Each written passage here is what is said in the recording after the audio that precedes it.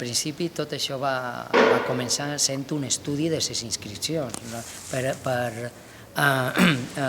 crear un llibre que estudia les inscripcions, la seva traducció i tal vegada servir de guia a qualsevol que passejàs per Palma.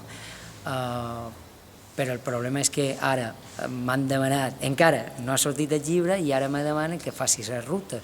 Bueno, la ruta consta amb 8 inscripcions, encara que a Palma hi ha més de 50 inscripcions llatines, que comença en el monestir de Santa Magdalena i el més guapo, penso jo, que estem oferint és entrar dintre del monestir de Santa Magdalena, que és un monestir de clausura, amb l'excusa de conèixer la làpida sepulcral d'en Sor Catalina Tomàs, veiem la vida dintre del monestir, veiem el claustre i Sor Nativitat, la priora, es mostra i ens explica el refectori i la cuina.